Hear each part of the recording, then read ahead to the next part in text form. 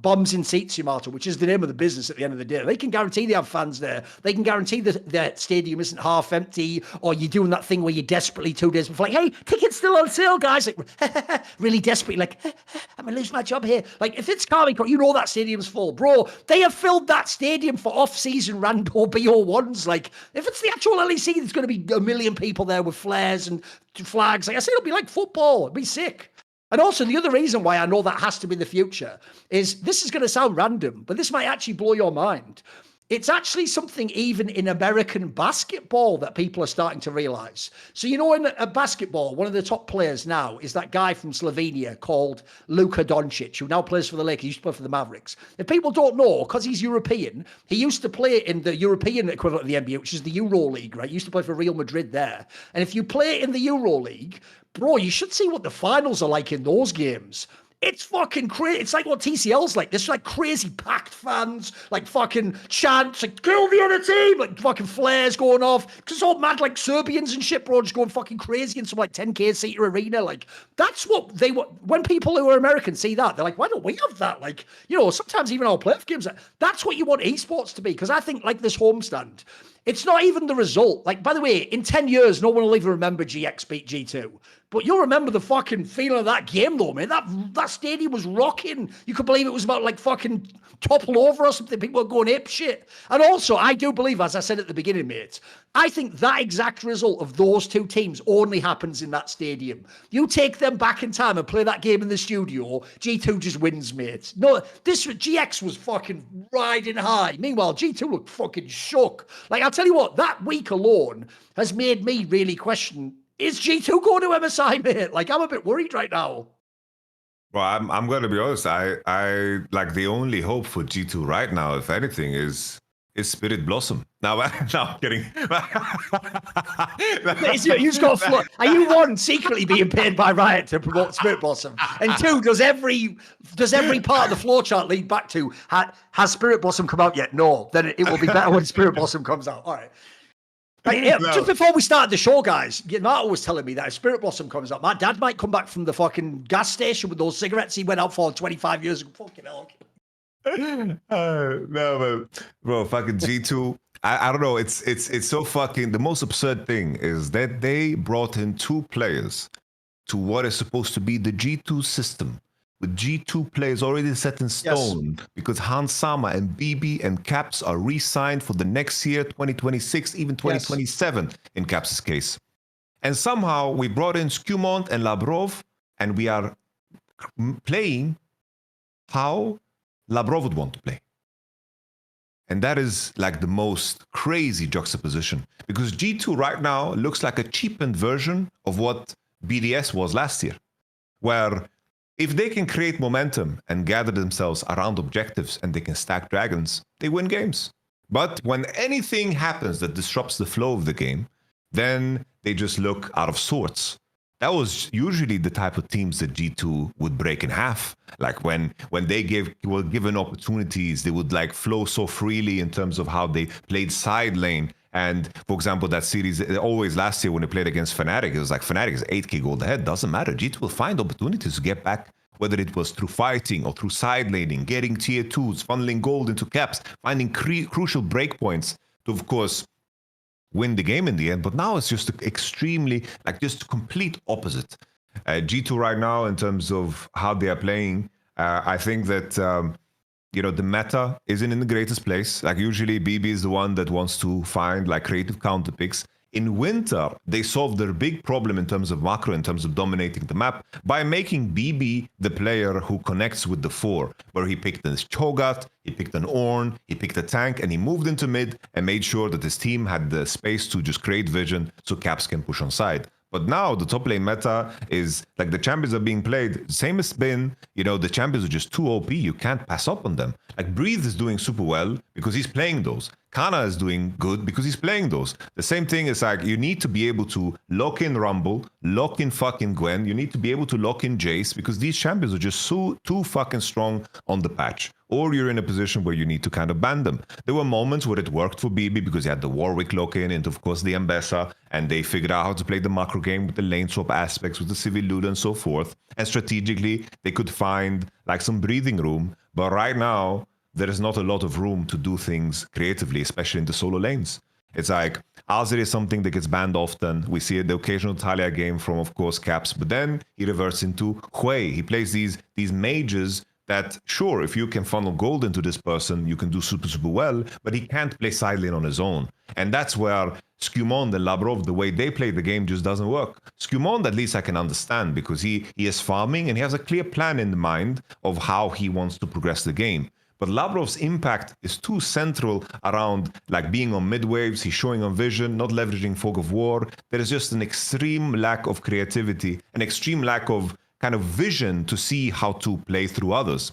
Because if I'm in that G2 office right now, I'm saying we're drafting around, making sure that BB can be playing a champion that can always, in isolation, figure out his own wave states. And then Labrov, Scumond, I want you guys to just fucking right-click Caps. Just right-click Caps. Any freedom you have, any freedom of movement, go into mid.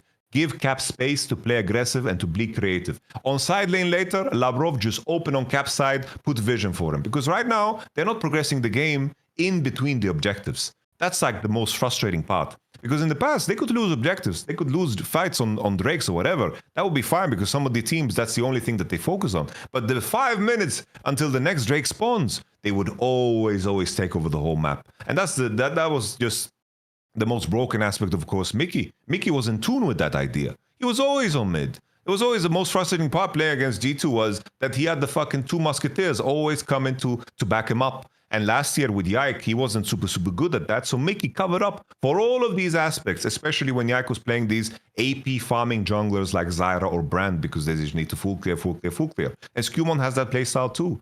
Labrov is not, his game idea is just not there. And it seems like he is forcing his team to play his game rather than the other way around. Because right now, if you're GMing for this team, it should be only, it's like, I have Caps. How do I make Caps better? All right, I have Hansama and BB. What can I slot in to make sense? Because if you compare, like the signing of, for example, 113 solved the problem for BDS.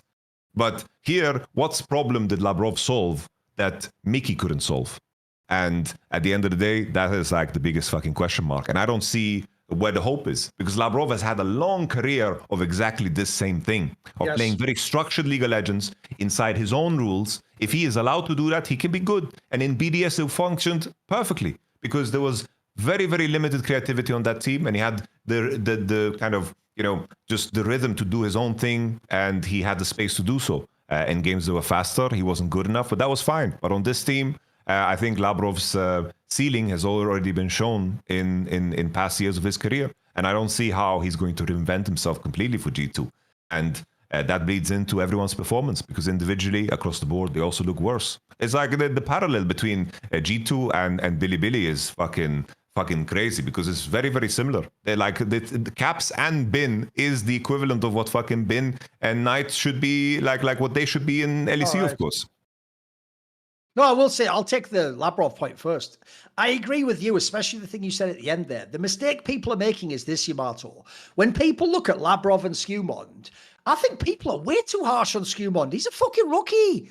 And by the way, he's already shown me even this split games that look really good. Like, I actually do get vibes. When I watch Scumon play, I think his problem is this. People who are plebs and casuals can only appreciate, like, super active gank junglers. That isn't him. He's more like, he reminds me of, like, early inspired or something. Like, this guy looks like, I can see why they picked him, by the way. Even though he's not quite there yet. Like, obviously he has to learn to play big pressure games and international and all that jazz. The difference is, he looks like in a year he could be that guy. He could be like a sick pickup you'd take. The Labrov one is the one that's a killer to me, because as you said, bro, this guy's not a rookie. He's already played like 5 whole years in the LEC. Like, if he was going to develop much more, you'd have seen signs. Whereas instead, you go the other way. He's only ever really had one core that he was ever really good in, and it was BDS. And quite frankly, at the time, I thought, oh, they're sort of band-aiding the style of play, and then, you know, Labrov's just like the best player in their team.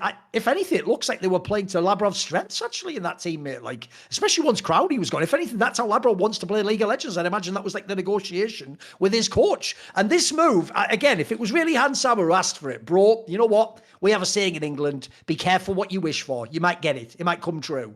Because, mate, you even see it on his face cam. There are times he just looks at Labrov like, really, motherfucker? Like, you can just see him looking like, because remember, I've told people this before, if you go and watch the off-season interview I did with Dylan Falco, which is technically from the off-season of like 2023, but it's mainly about his career, obviously. When I ask him about Hans Sama, because obviously he's played in teams with him, he basically says Hans Sama is someone whose vision of the game is you smash the bot lane and then you carry the game from doing that. So Labrov doesn't allow that, I'm afraid. Like, Hans Sama's had some games, like, I'm not the biggest Hans Sama fan, but he's had some games I felt sorry for him this split, mate, where he was just, like, he couldn't win these lanes, or he gets fed himself, but then he can't carry the game because everyone else is fed, or you're in a shit mid-game. Like, some of these games, it wouldn't matter if he came out of a fucking time machine as like peak Viper, he wouldn't win this game, mate. Like, some of these, so I think that they're in such a bad spot, G2, because if you look at their squad, I don't even hate the Skewmon guy. The problem with that angle, as I've said at the beginning of the year, is what people missed about the last years of G2 is they just did this. They went, G2, the org always wins, and it's because they have caps. You all forgot the players that they had in jungle and support, because every winning version of G2 had either Jankos or Mickey X. And that's not a small thing to have either one of those two. Tell you what, when you have neither of them, it looks fucking bad, mate. Because those two weren't just good players. They were like good at their role, and they added like qualities no one else has, like special. Jankos, if people don't know, ask Rich when he used to work with him at H2K. He says he thinks this guy has the best comms ever in League of Legends. Like, he's supposedly like the most perfect teammate of how you talk while giving information without like putting signal noise in, while still asking people what they want, while updating. So apparently he's just godlike at that. Mickey X, as you said, this is where, if you only look at what people don't have, you'll miss what they are. Bro, they really missed in this G2 team. The amount of fucking games he saved them in the mid-game was crazy. This guy, off the top of my head, I could probably give you like 10 individual LEC games that he just won by himself. Yeah, don't get me wrong. He had a bunch that he inted. He had a bunch of times he would die inexplicably like Hillsang. But the upside, like, he would literally win you games. He would give you a chance to win games too. And unlike these players, we'll wait and see what happens if they go to MSI. I could actually buy that he could do it internationally. I have no fucking, because remember, BDS never went.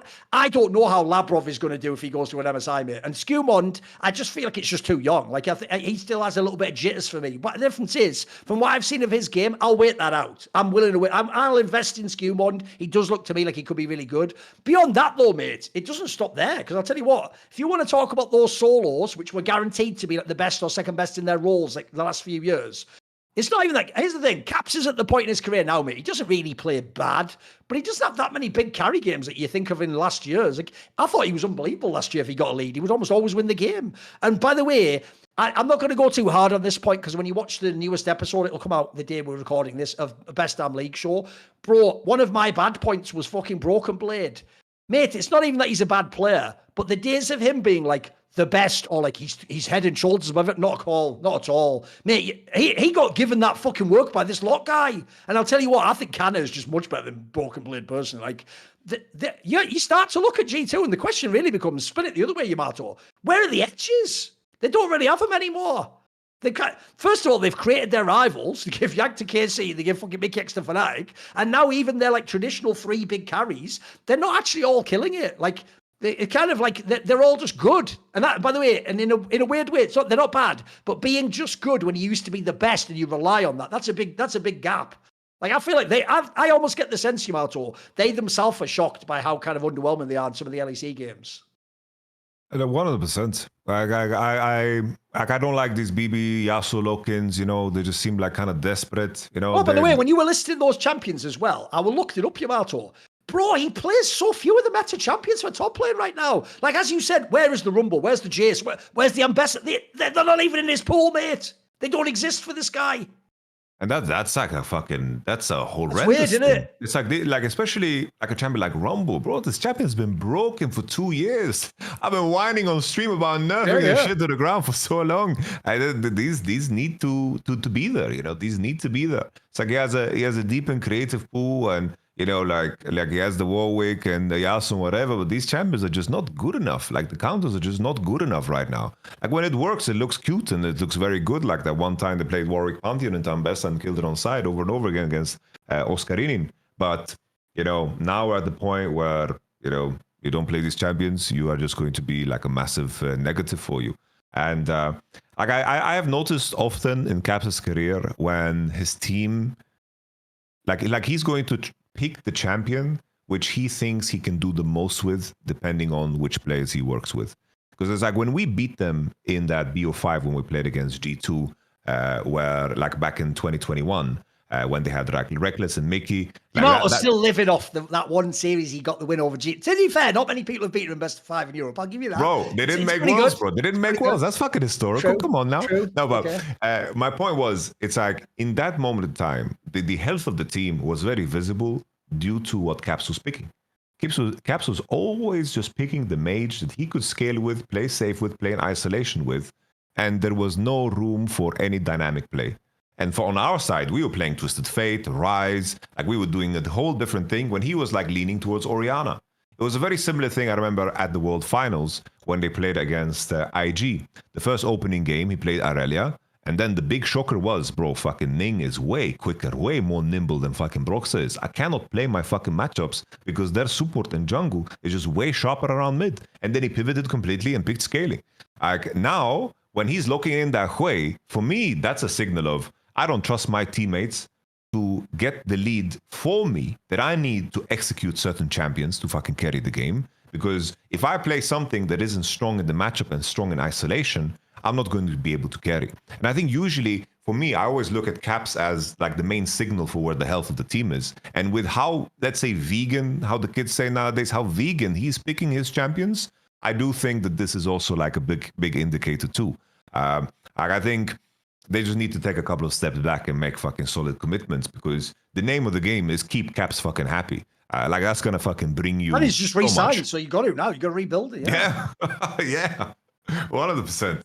Got to keep the guy happy in game, and this is the guy that is going to execute on it. Like I think their in-game planning in the mid-game between the objectives is just non-existent, and I feel like Caps is the player to rally around. Like he is the fucking face of overreaching on side and getting more waves than anybody else. Like he was doing this before LPL and LCK. Solo lanes weren't even doing this. So to see this state of G2 where they're overly timid and never pushing past like midway, like mid-wave points is very, very crazy to see.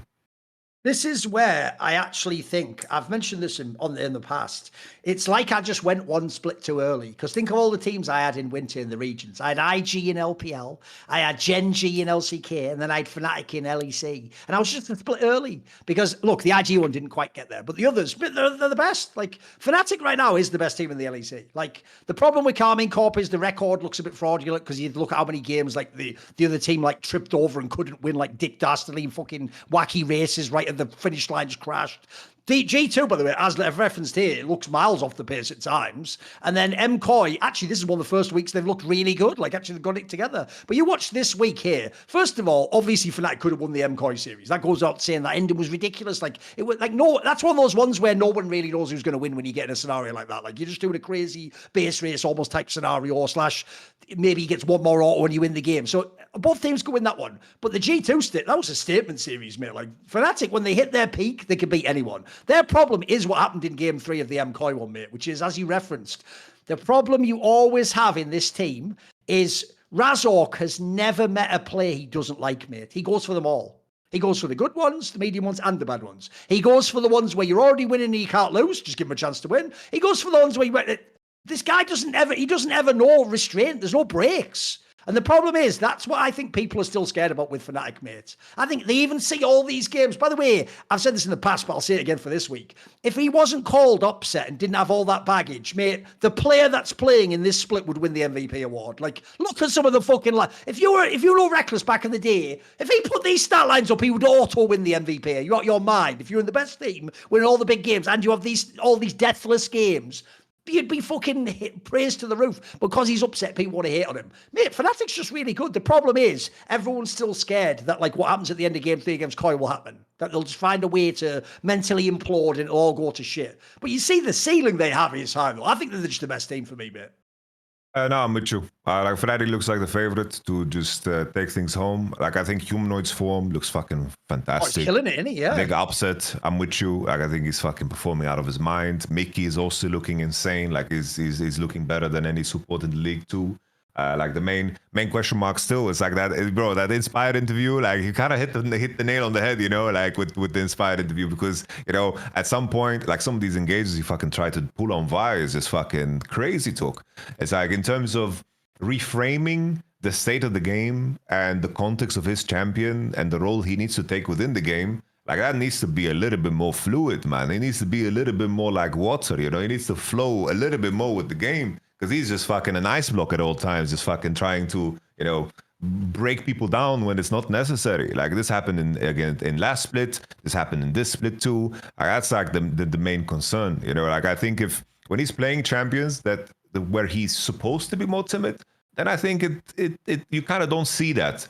I feel like his identity of how to play is way too tied to what the abilities are rather than the context of the game. Like that Vi game, like when he was like ulting onto Gwen in angles that fucking made no sense. It just seems like over time, the deeper and longer the game goes, the faster he wants to finish. He just wants to fucking, he left the stove on or some shit. I don't know what the fuck is going on. But that is like the biggest question mark. And if that's your biggest problem, God bless. Because Casey and G2 are dealing with far more right now. So yes. So if that's where you're at, you know, you're chilling. Yes. You're definitely fucking happy. I think Oscarinin is also solid. I like Oscarinin. And he plays all the right champs. So, you know, he plays Rumble. He plays Rambessa. You know, God bless him.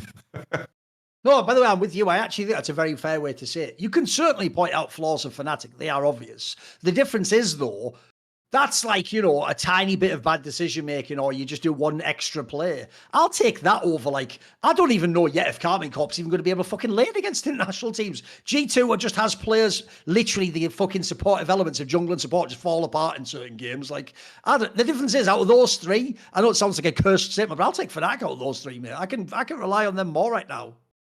And when they do hit their actual, like, firing on all cylinders, they look really strong, mate. The hands are there. Like, you saw it in this G2, they can dust people off, mate. This is a really strong mechanical team. Something I wanted to add too. It's like that game 3 draft from G2. Like, what the fuck was that? Okay. Like, they fucking have Zyra, Gragas, mid-jungle? Like, what are we doing? Like, what the fuck are we doing?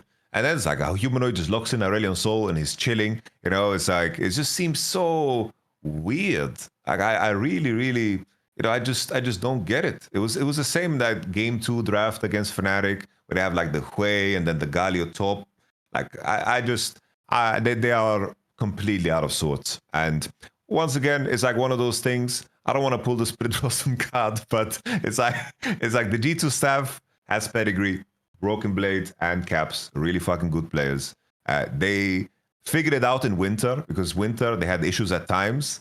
But there is like that slight possibility. But right now, I have to say, this is probably the worst version I've seen of G2 in like maybe forever, if I just contextualize these last 2 weeks.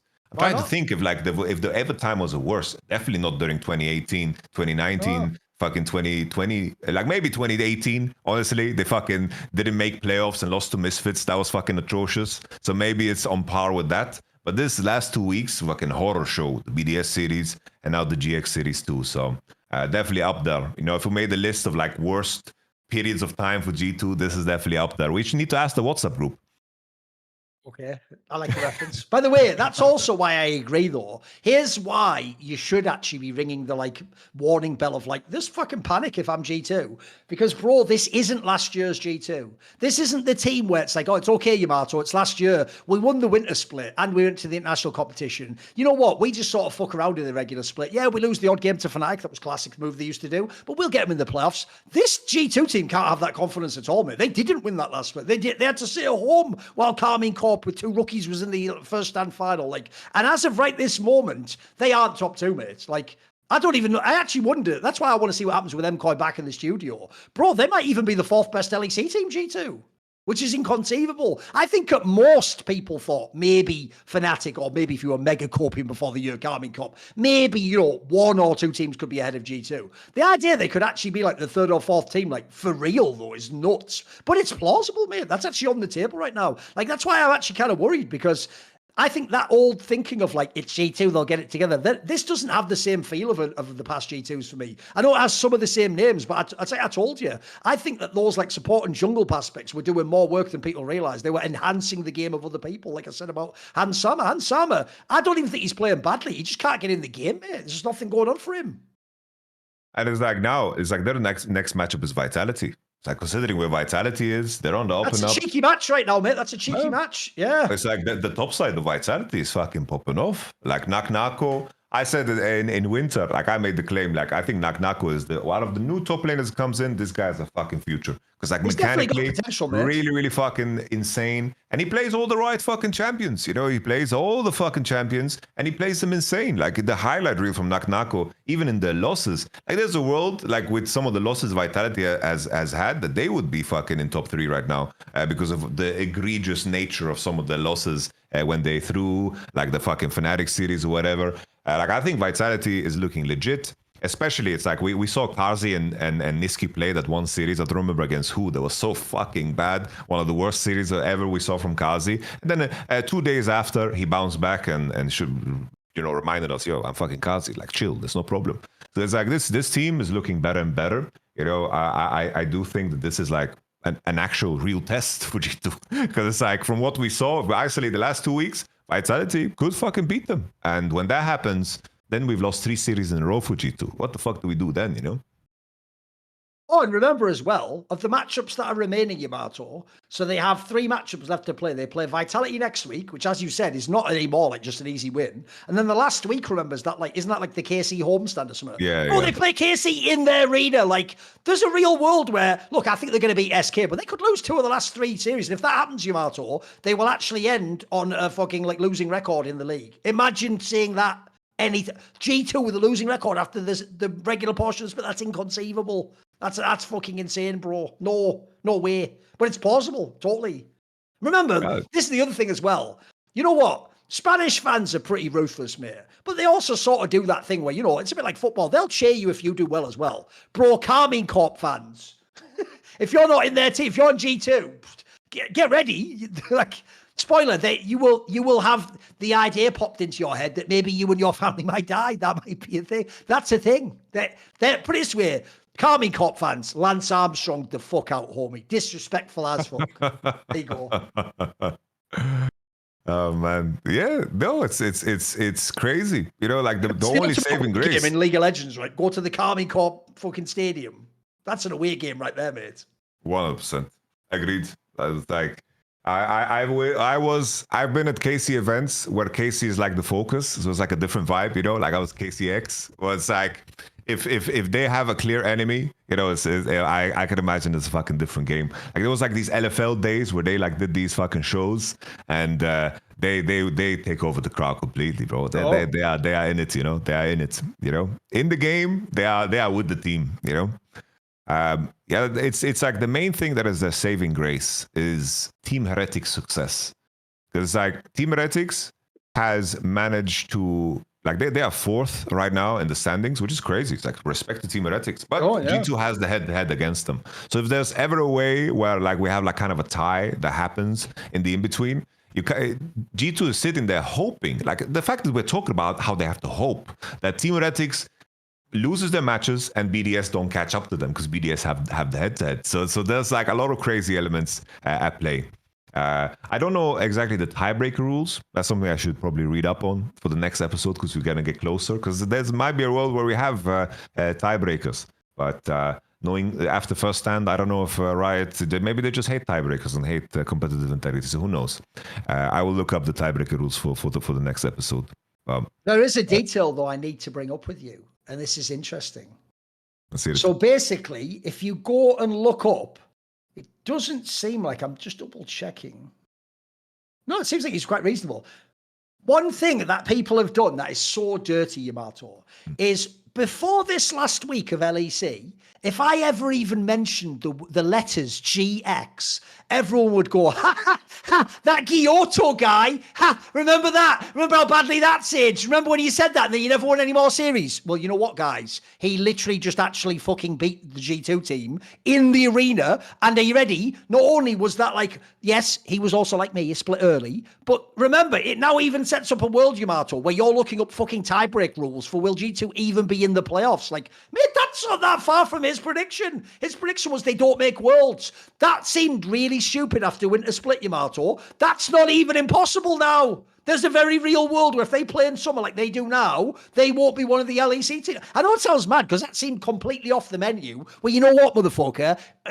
Orc sounds. Meat's back on the menu. There you go. Gyotto's back. Gyotto's that massive fucking orc from the end of Lord of the Rings, that one who was like, the time of men is, the time of G2 is over. Now the time of the orc will reign. Like, he's that guy, the one who got that massive fucking rock shot thrown at his head or whatever it was. Like, he's him, or was it the elephant that picked him up? I forget. We all know those sequences were fire. Great CGI, by the way. Well done. Fair play. I was one of the guys that clowned on him perma. So fair play, fair play.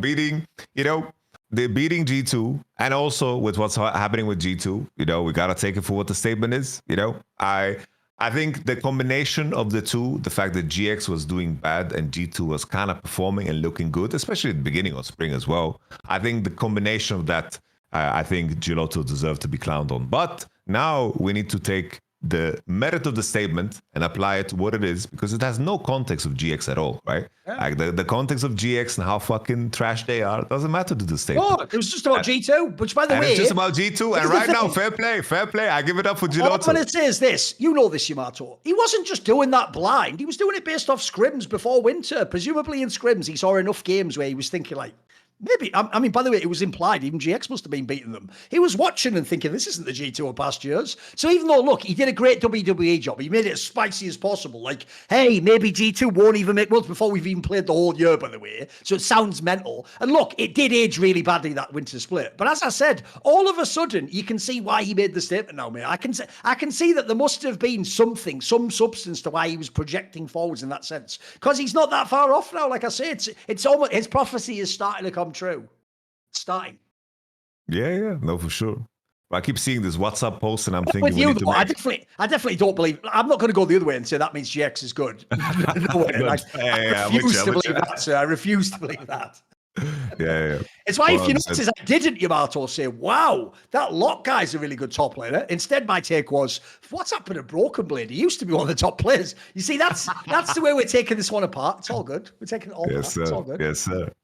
Who else you got? Casey, I guess, bro, I think they were blessed. Blessed to not play. True. Bro, but that's what they needed, bro. They needed a timeout. They need to figure shit out. That's a big blessing. And they get to play against Rogue, so this is another week off. One thing, I'm gonna get my conspiracy bag now, though, Yamato. Here's where I've got to get in that conspiracy bag. Here's why. Because wait a minute. We're doing home stands where it's implied that you maybe even get to choose who you invite, and that's how they fit the schedule. And you're inviting people, right? Remember, what you want is an amazing atmosphere, and you don't invite Carmine Corp. I think that's here's my conspiracy, Yamato.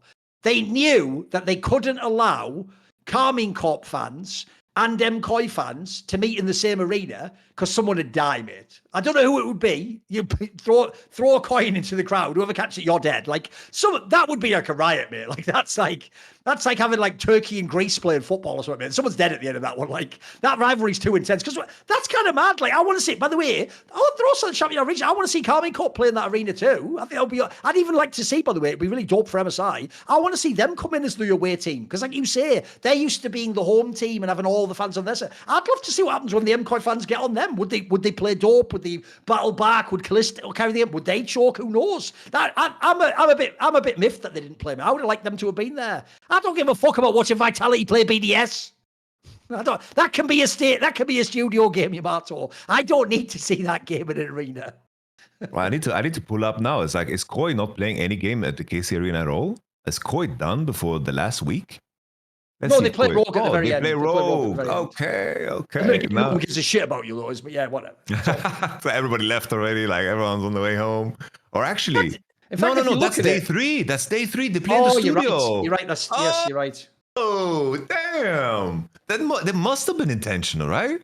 It seems like intentional. Damn. Because it looks like you're each going like, so for my birthday, Jimmy, you can come, Susie, not you. Like that's what they did to each other. Like that's it. That GX MCOI did it, and then I bet KC was like, oh well, not because you're gonna love my invites. My invites would be G2. Yeah, I got them. Not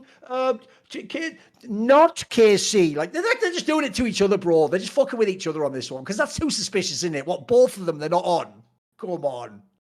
I guess if anything, the angle is it's like they have invited G2 to both, and then they've had the French teams come to like in Vitality and KC, and then they had like Fnatic, who's like I guess Spanish with Razork and Oscarinin. So it's like the proximity to maybe the crossover in fans. Maybe that was just like the approach, I guess. But it's kind of weird.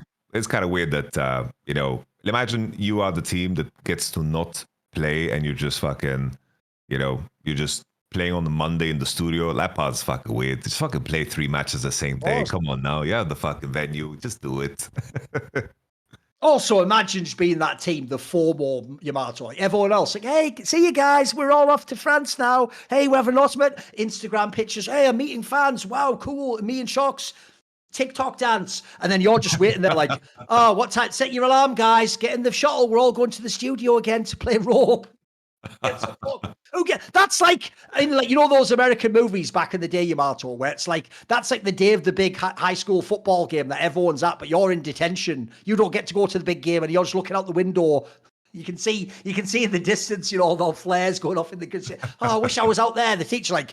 Algebra chapter 7. Like, that's what doing this fucking Rogue match is like. Remember, they have to actually, are you ready, Yamato? This is cruel and unusual punishment. The coaches of MCOI have to actually sit down and spend hours professionally preparing to play a series against Rogue. No one should have to do that. That's an unacceptable, hazardous concern. That you should get danger money for that. That's nonsense, mate. And it's also the last match of the whole fucking LEC. What a way to end the LEC. MCOI versus Rogue. Bro, how fucking sad is it? Like I just checked. There's 2 teams that don't get to play road shows, and that's Rogue and Team Heretics. That's basically. I don't really feel that bad for Rogue on that one. To be fair, it's basically the equivalent of getting bottom 2 in Nirvana group. Like they're basically telling you, fuck off. I don't know if it's tied to it's not tied to the placements because Team Heretics made playoffs last split. So I wonder how they decided that. I don't know. It must have been awkward in that room, Indeed. What else we got in LEC? I think that's mainly it for now. It's mainly it for now, I think. That's so. I got nothing for LTA, bro. What was it? There isn't much going on in LTA, mate. Like, the real problem in LTA right now is, it's like you say, you're just waiting for the real playoff series. No, it's hard to, it's really hard to engage to give a fucking fortune with LTA. It just is. Yeah. I even feel like some of them phoning it in, like TL phones it in a bit, I don't know if I really believe this is their real level. 100 Thieves just unfortunately isn't as good. I guess if anything, is that Team Liquid, what's rumored is that they have a 6-man. Oh, yes, the signing of that guy. Yeah, true. Well, because that's pretty fucking hype. Like all things considered, it's like we are big fucking. Like it's wrong to say haters because we are lovers of the potential of Team Liquid. We are lovers of the growth of Team Liquid, and we believe in the Team Liquid saga. But there's just certain someone that has been holding it back. So we are not haters. We are lovers of the game. And has ruined that. To see that they bring in a 6th ban, I think is fucking. Do you cool. know anything about this player? I know nothing about him. This guy from Mongolia who's apparently used to be on FlyQuest Challenger. Do you know anything about him? Like the only thing that I heard was that he was supposed to basically join to play in a main team. I don't remember which one, but there was visa issues that kind of held it back. Oh, right. And I wonder now if Team Liquid have managed to figure that out and are going to bring him in. So this is a player that has been rumored in the past to be one of those guys that should move up. So, like beyond that, in terms of his gameplay, like I just imagine, like because he's from Mongolia, that he's like gonna have like throat singing. He's gonna come out like a Carl, you know. He's a fucking. I just imagine he's going to conquer the whole rift. That's my vision of it, you know. It's gonna be just fucking be the way he fucking is gonna trash talk. He's gonna be all Lance Armstrong with fucking the whole league, you know. He's gonna be crazy. That's how I imagine it. But to be honest, anyone that comes guys. In, the new meme is getting your Lance Armstrong on, which is where you just start being mad disrespectful to people. Even though, as far as I know, he didn't even do it. He just cheated. That's all. That's it. He wasn't even like a rude guy, as far as I can tell. You know, whatever. Oh, there is one thing we have to bring up. We cannot leave the European region. I saw you made a video. So if people don't know, Shushei, who was obviously a season 1 champion, he was at the time. Here's the problem. When I say he was the mid laner of Fnatic, guys, he was, like, if you don't know, actually expect he used to play top lane back then. But there wasn't really lanes in the same. Like, remember, it wasn't until the season 1 championship there even was bot lane with 2 people in it. Like, if you don't know, sometimes, like, the equivalent of, like, the fucking... Like, you'd have like a solo bot laner sometimes and stuff. Like that's what like Jousty used to do back in the day. So anyway, this guy who was the season 1 champion with Fnatic was obviously the original Fnatic squad with Banediesel and all those guys, etc. Shushi obviously passed away tragically, unfortunately, of cancer. And if people don't know, Yamato was his teammate years and years ago. So that's why I actually knew if you made the video, it was going to be interesting. I'll tune in to watch it. So, because here's the thing, you weren't just doing what a lot of people do, which is, oh, I vaguely remember that name. Oh, it's sad, blah, blah, blah. You actually knew this guy. You actually like knew a bit about him, etc. And I've got to say, unfortunately, he didn't play that long into the LCS era because that Dragon Balls team wasn't very good. And then he kind of got transitioned out of the scene a bit at that point in time. But in the early days, this guy literally had a massive name. Like, think what I just referenced there, bro. When they were in Fnatic, he was a bigger name than expected at the time. Like, this was the guy making the like super dope ass plays. And by the way, literally what you'd imagine a Polish mid laner to be like. By the way, ballsy players all over the place, crazy, just going for every aggressive play. Give me some thoughts. Look, I will say people should go to your channel where you did a very sort of somber. I think it was the day you got the news, right? You did like a very somber sort of almost like an obituary, eulogy rather to who he was and who he was. But give me a little bit on the show here. Like when you first heard that news, I mean, first of all, it must be very jarring. It was only like 30 something. Oh, it's just it's like he was 36 years old. It's completely like shocking because my view in terms of how it's like if you've worked and like lived together with someone for a certain period of time, it's like you're kind of connected somehow because your story has intertwined itself, and that's what makes you, right? It's like when I heard the news, it was like extremely shocking because it's just so young, and it kind of makes you reflect on like how fragile everything is and how sudden things are and how it just puts things into perspective of what is actually like important. And I mentioned in the video too, it's like this is not like Shushi was not someone that I talked to like at all past like that season 3 and 4 point. Like the last time we spent time together was that qualifier we played against Michu Makers, and we lost. We got reverse swept against Michu Makers, and that like left me like I left that moment with a lot of anger. But now when I read the news, it brought me instantly back to that moment, and I looked at it through the lens of who I am now. Obviously, like a lot more mature and a lot more appreciative for what we actually went through. Because there was times there was like annoying, suffering, and so forth. But it was still an important aspect of what we went through and what came out of it. And the moment I read the news, it's like it was as if I flashed back to that moment. And even in the video, the support that we played with, Movert, he even commented, he's like, you brought me back completely. When I read the news, it was like extremely shocking to me, and he had a very, very similar experience, and he also like exited the scene very, very early on. So It's like I think Shushi, in terms of the player that he was, like in the early years, he for sure was the guy. Like he was, you know, what like if you only take a season 1 in isolation, like he was the guy that would, if you only look at that and you would make a prediction for who would be the go to the game, it would be fucking Shushi. Like in terms of his innovation, in terms of like how playful he was as a person, the jokes he would do, it's like he wouldn't harm anybody. He would be like the most good-hearted, good-spirited person, and he was very, very creative and always showcased that in the game. It's like the Gragas one is the one that everybody knows, the Alistar one too, but it also went beyond that. Like I remember nobody thought, because after the Fnatic era, this was when they wanted to move expected to mid lane, because all the roles was just kind of cemented. And Shushi was not performing super well in top lane because he couldn't, like, it was a lot more rigid to play top. It's like everything was rule based to play top lane.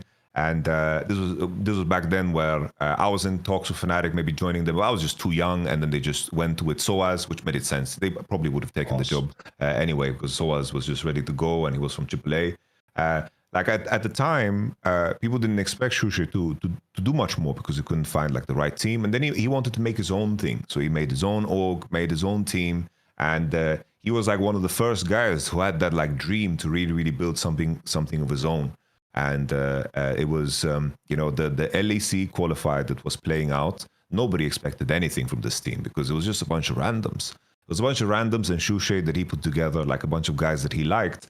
And he just fucking 1v9 carried that qualifier. Like he was playing Vi mid together with Hozan, who was like a Draven OTP Draven player. And they managed to plow through the qualifier. And they beat out teams that people just expected for granted that they would qualify to the LCS. And Shushi, like even in that moment, managed to do so fucking much. And in the LCS and that spring split, was carrying that same level of creativity, and we were taking games off of great teams, off of like that creativity. There's a lot of highlights of Shushi because that's what he was looking for. That's what he enjoyed.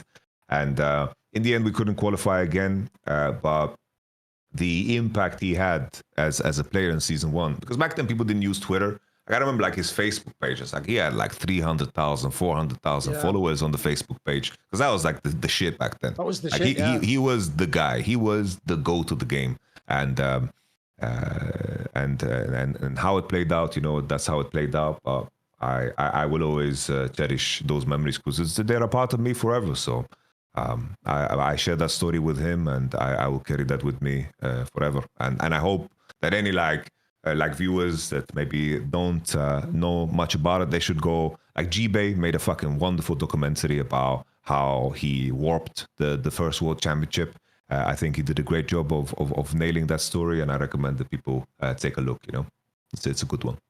Yeah, I'd also just say as well, this is where I'm more in the role of my esports historian hat. I will just say one thing I do hate about the way people view sports and esports is where they view it. I always say the modern analogy I give is they view it like players are FIFA characters and that you just have set stats, that you're that stat every game. So if you notice, people don't say, oh, Mickey X had a bad 2024. They'll be like, see, I always told you Mickey X was a fraud and he's no good and look, he insulted. They always make it like secretly the player was always like that. So unfortunately, because Shushi was basically only like really good in season 1, and then after that he lost his job in Fnatic, and then he went briefly in the LEC and it wasn't very long. People are going to think like, oh, who cares, just some old player. No, because if you actually do go back to season 1, which by the way were the formative years of League of Legends, absolutely, mate, this guy was like a top 5 player. This guy was one of the fucking Smurf players. And at the time, especially, this is the other key thing. By the way, same thing with Carlos back in the day. The other thing about these players is because they were like really aggressive playmaking, they had so many fans, mate, because that's what draws the eye.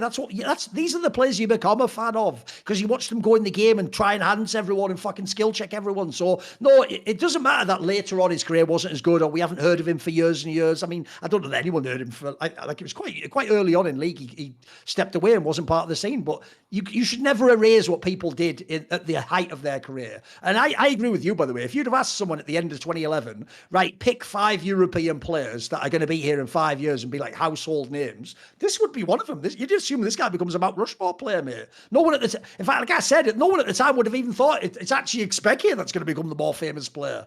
Back then, this guy, Fnatic was his team. It was Shushei's teammate. This guy was the guy. And I can tell you, all those American pros at that season 1 championship, I'll tell you, this guy was fucking killing it, mate. He was really good. Because remember, that was when NA, if you don't know, NA thought they were the kings at the time. We didn't have Korea. There was no China. They were barely China. There was World Elite at like their events or whatever. So at the time, NA rocked up to this event thinking they were going to walk it. Mate, they got dog walked. People like Shushi fucking murked them. It was hilarious. See more cool, funny, interesting clips based on topics from my content? Well, subscribe to this channel then, or, you know, be a pleb and don't.